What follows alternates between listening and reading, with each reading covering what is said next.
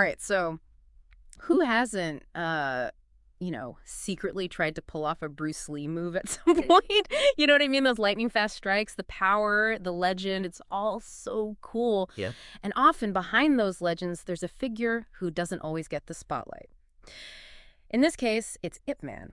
And today we're going way beyond the movies, beyond even Bruce Lee, to uncover what made Ip Man such a revolutionary figure in martial arts. And what's so interesting, you'll see his impact goes way beyond just like the physical techniques, right? Yeah. It gets into philosophy, personal growth, even how ancient wisdom applies to today's world. Oh, I like that. So we're looking at this article you shared about Ip Man's life, his legacy, and it's got me thinking, this isn't about learning to fight. It's about a whole different way to approach, well, life's challenges, right? Yeah. Exactly. Mm-hmm. We're going to dig into his early years, the teachers who were important to him, the tough times he got through, and how his unique take on Wing Chun, which almost like poetic when you think about it, spread across the world, even, and this surprised me, to Argentina. Argentina.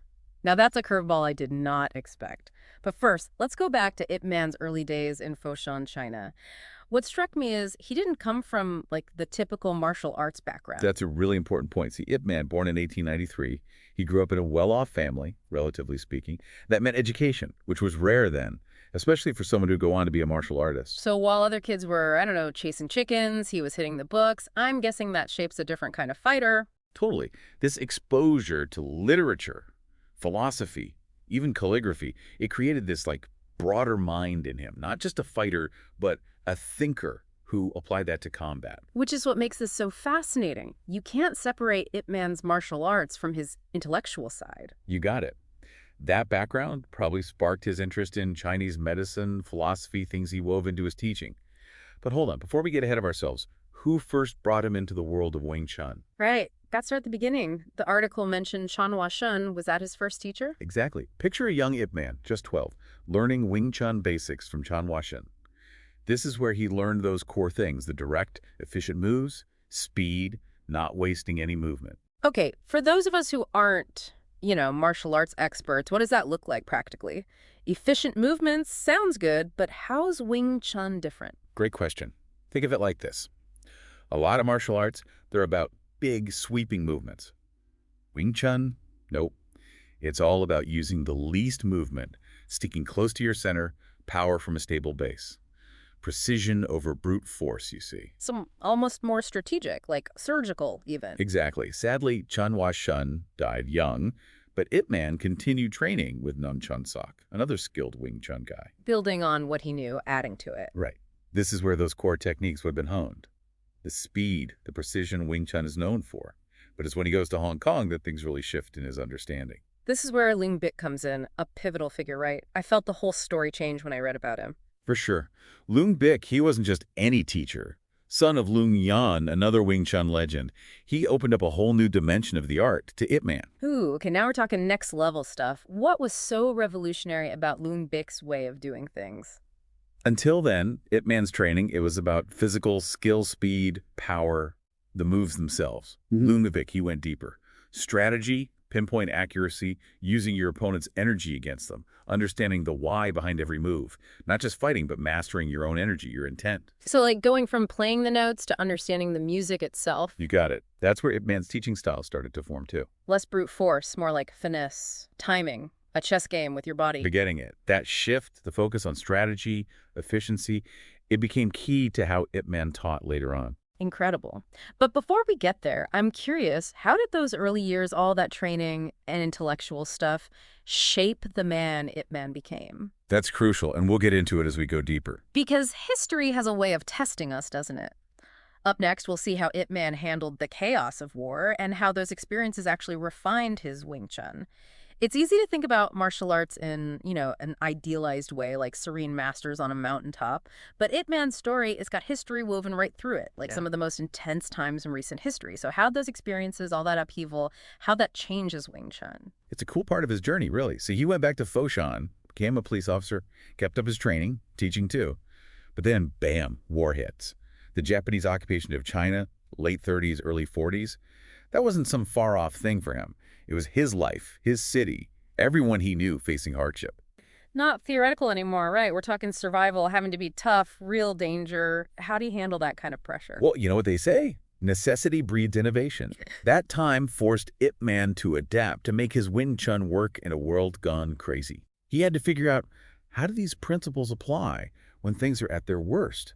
How can this art protect people, those you love, in the middle of chaos? And he wasn't just, like, theorizing about it, right? Wasn't there something in the article about him using his skills for real back then? Yeah, some stories say he used Wing Chun to defend himself, defend others during the occupation.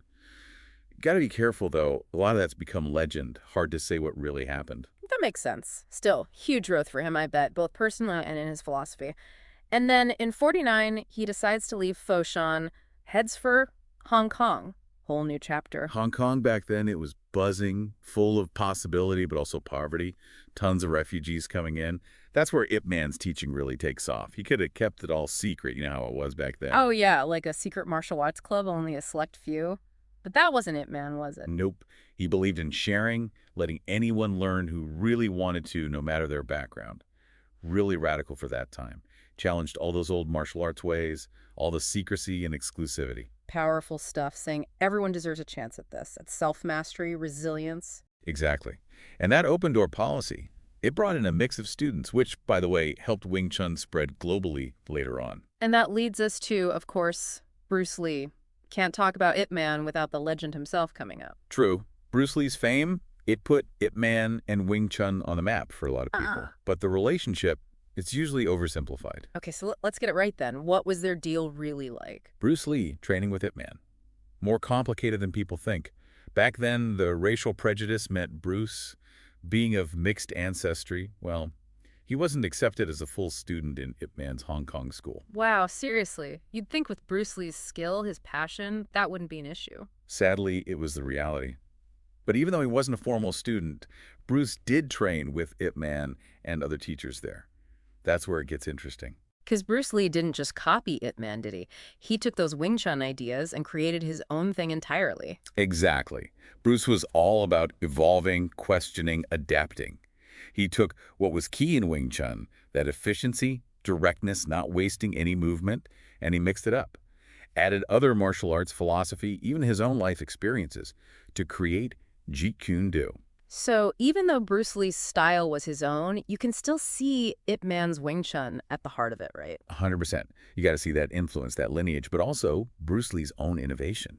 Took those seeds of knowledge and made something powerful and new. And it wasn't just Bruce Lee. The article mentions some other big-name students of Ip Man who helped spread Wing Chun globally, didn't it? Right. Wang Shen Lung, Lung Ting. They became respected masters in their own right. Traveled all over, started schools that are still going strong. Which brings us back to that Argentina connection. Blew my mind. How did Ip Man stuff end up all the way in South America? Shows how dedicated his students were. Both Wang Shen Lung and Lung Ting, they were spreading the knowledge, their love for Wing Chun. The WD Kung Fu place in Buenos Aires, the one from the article, that's a direct result of their lineage. Amazing. Yeah. The power of ideas, how they travel in the weirdest ways, connecting people across, like, continents. Ip Man never left China, yet his impact, it's global. It really is something, and it shows how universal his approach was.